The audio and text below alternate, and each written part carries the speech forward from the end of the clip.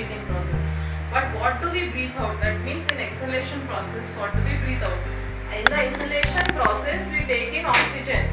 But air is a mixture of many gases. When we take in air, we take in oxygen and leave out the other gases. But some amount of carbon dioxide also we take in. So briefly, this explains that how much air is taken and how much amount of oxygen and carbon dioxide is taken during inhalation and exhalation process. So lungs, during the inhalation process, they take in 21% oxygen and 0.04% carbon dioxide. But same lungs, when they exhale, when they give out air, they give out 16.4% oxygen and 4.4% CO2. So on a brief note, generally we inhale air. In the inhalation we take in oxygen, we leave out in the exhalation we leave out carbon dioxide. But still in detail when we see that we take in some amount of carbon dioxide also and we give out some amount of oxygen also. So this explains how much amount of oxygen and carbon dioxide we take in and how much amount of oxygen and carbon dioxide we leave out. A simple experiment shows you the exhaled air. A simple experiment is there to show you the presence of carbon dioxide in the exhaled air. You have to take a test tube. In this test tube you have to add lime water. To this lime water put a straw and blow air from your mouth. What happens? The lime water is usually a clear colorless liquid. Take a test tube, fill it half with lime water. Lime water is a clear colorless solution. And put a straw into the test tube. With the help of your mouth, blow air into the test tube. What happens? When you blow air into the test tube, you are blowing carbon dioxide because you are exhaling out carbon dioxide. When you blow in carbon dioxide into the lime water, small bubbles form and the lime water changes color into milky white it becomes. From clear colorless transparent liquid, it becomes milky white. So that is how it shows the presence of carbon dioxide. You are exhaling out carbon dioxide. To prove this, you are blowing a carbon dioxide air through a straw into the lime water. Then the lime water is turning milky in color. Then have you ever thought, suppose you blow like this on a mirror or on any mirror or any on a car mirror or a normal house mirror, you see moisture coming on that air, droplets of water like.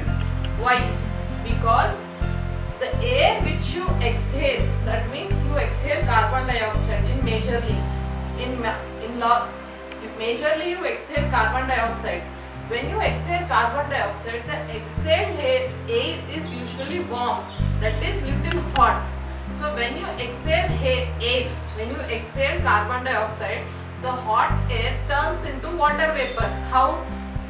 Remember the water cycle, what you have studied.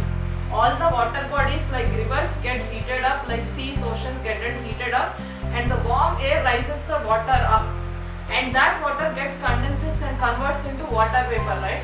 That means the warm air is getting converted into water vapor in water cycle. Same way, the air which we exhale out through our mouth, that is carbon dioxide, is usually warm, that is hot. If you do like this, you see warm air, presence of warm air. So the warm air, when you exhale out, you see that carbon dioxide is present in your warm air which you have exhaled out. That will convert into water vapor. So then if you blow that air on a mirror, that water vapor will show as a tiny moisture water droplets. That is how exhalation on any mirror shows moisture content. Suppose if you are in a cold weather, in a snowy area, when you breathe out like this, you see presence of air from your mouth. That time also the air contains water vapor, that shows the moisture content, and that is why on the mirrors you see small droplets of water when you exhale outside. So that is how it explains what do we breathe out. So now breathing in other organisms. Till now we have studied about breathing in human beings. Now let's see how other organisms breathe. First let's see about cockroach. The cockroach has small openings all through its body on the sides. These openings are known as spiracles. So all through the body on its sides it will have spiracles opening. That means tiny small hole-like openings. Then there is also a network of air tubes called trachea inside the body. So outside of the body there are holes-like structures called spiracles. and inside of the body there are networks of tubes called trachea. So these trachea and spiracles act together and help in the breathing process. So in inhalation of cockroach, it takes oxygen rich air from the atmosphere, from the surroundings. Then what happens? This air from the spiracles goes into the trachea. So this air via spiracles goes into the trachea. From trachea what happens? It diffuses into the body. That means goes through all over the body, same like human beings. So it diffuses all through the body and reaches the cells of the body. So that way cells take in oxygen and they release the remaining waste gases whatever it is not needed. That means it will release carbon dioxide. Then after taking in oxygen, the cells give out carbon dioxide. Then this carbon dioxide again reaches the trachea, then goes into the spiracles, then it happens in exhalation, gives out. So oxygen rich air is taken via spiracles into the trachea. Then from the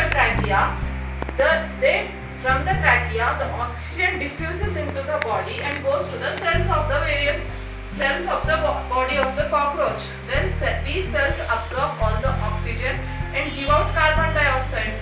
This carbon dioxide goes into the trachea, then moves into the spiracles, and then it is exhaled out. That means the cockroach breathes out carbon dioxide. So this spiracle feature is exclusively present only in the cockroach. So this insect breathes through spiracles. Spiracles is an exclusive feature of the cockroach and insects. So this is how respiration occurs in cockroach. Now moving on to earthworm. So earthworm, you know, it is present in the soil. It makes the soil moisture rich. Earthworms are the helpers of the farmer. It helps the soil a lot. How earthworms eat whatever comes to their mouth. They do not have any body system except digestive system. They do not have any brain, they do not have any eyes, they do not have any ears, any nose. So whatever comes to their mouth, they keep on eating and excreting, and just respiration occurs. So in earthworm, how does the respiration occur? Skin is very moist and slimy to touch. So if you ever touch earthworm, the skin will be always wettish and slippery to touch. So the earthworms breathe only through their skin because they do not have any specific respiratory organ, they do not have mouth, they do not have nose. So earthworms breathe through their skin, and all the gaseous exchange occurs only through the skin. The skin of the earthworms helps in breathing. All the gaseous exchange occurs only through the skin of the earthworm. That is how earthworm breathes. Moving on to frogs. Frogs have a distinctive feature. Frogs can breathe both through skin and also lungs. You know, frogs can live both on land and water. How? When frogs live in the water, they breathe through their skin. And when frogs live on the land, they breathe in through their lungs. This is an exclusive feature found in frogs. They can breathe two ways. Now moving on to fishes. Fishes usually live in the water only. They cannot survive on the land. Everybody knows that, right? So the fishes breathe only under the water. All the fishes, whales, everything breathe under the water. How? They have a specialized structures called gills. When you buy a fish, on the back side of the head, if you ever see it, if you are a non-vegetarian, if you buy a fish in a fish market, on the back side of the head, if you open and see, you can see reddish structures clearly, gills. Next time you buy a fish, try to see the gills. So fishes breathe through the gills. What are gills? Gills are present on the skin like projections, which have blood vessels for the exchange of gases. So fishes can breathe through gills. Gills are projections on the skin. They are present on the skin. Through the gills, gaseous exchange occurs. And how do they breathe? They take the dissolved oxygen from the water. Definitely water contains some amount of oxygen, but how? In the dissolved form inside the water. So fishes, through their gills, they take dissolved oxygen from the water and gaseous exchange occurs. Inhalation and exhalation occurs. So fishes breathe through their gills. Now moving on to plants. So in the plants, what happens? The glucose, the food breaks down into carbon dioxide and water in the presence of oxygen. This is how breathing occurs. So oxygen is necessary for the plants also. Plants take in oxygen and leave out carbon dioxide. This happens during the daytime because there is photosynthetic activity during the daytime. On a brief note, everybody knows that plants give out oxygen and take in carbon dioxide. That is the reason we plant so many trees around us. But this happens only during the daytime when the photosynthetic activity, food preparing activity goes on in the presence of sunlight. But during the night time it will be reverse. During the night time plants also behave like human beings. They take in oxygen and then give out carbon dioxide. So it is not safe to sleep with plants during the night time. Never sleep with plants around you. So how does breathing occur with plants? In the plants, the glucose from the food is synthesized into carbon dioxide and water in the presence of oxygen. In the daytime, plants take in carbon dioxide and give out oxygen. So that is the reason we plant more trees around us, because we need oxygen.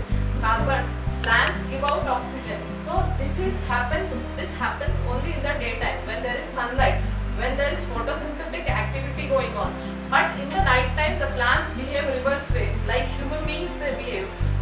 Because in the night time plants take in oxygen and give out carbon dioxide. So generally carbon dioxide is not necessary for us. So in the night time if you sleep near plants, it will be harmful to your health, because plants also give out lot of carbon dioxide. So if you sleep near plants, you will be deprived of oxygen because there will be less oxygen content near you. So it is not advisable to sleep near the plants. So this is how the respiration occurs. Each part of the plant can individually take in air and give out air. So each part of the plant individually breathes separately, the stem, the leaves, the root, everything, fruit. Then leaves have pore-like structures called stomata. You have read in earlier lessons, right? So leaves have tiny small pore-like structures called stomata. This stomata only help in exchange of the gases. So leaves have pore-like structures called stomata, which help in exchange of the gases. Then roots breathe separately. Like the part which is present above the soil breathes in a separate way, and the part which is present below the soil, roots breathe in a separate way. Roots breathe through the air spaces present between the soil particles. See, roots are always in the soil, right? So there are some air spaces in those soil. So that air the roots take up and breathe. Roots need mostly oxygen only for survival. And have you ever thought what happens if you overwater the soil? If you overwater the soil will not have any air spaces. Thereby the plants, the roots cannot take in more oxygen. So roots breathe through the air spaces. How? The air spaces present between the soil particles. Usually soil particles below, roots are present below the soil. The soil has some air spaces between them, between the particles of the soil. So these roots take in oxygen from those air spaces between the soil particles and breathe. And roots usually need oxygen to breathe. So this is how it explains respiration in other organisms. To conclude this lesson, you have learned what is respiration, what processes involve respiration, how do we breathe, how do the respiratory system act and helps in our breathing, what is breathing. We have learned some activities which help in breathing, which help us to learn the breathing process. Then we have learned the respiration in other organisms also. So now you have briefly understood what is respiration, how do we respire, why do we breathe heavily.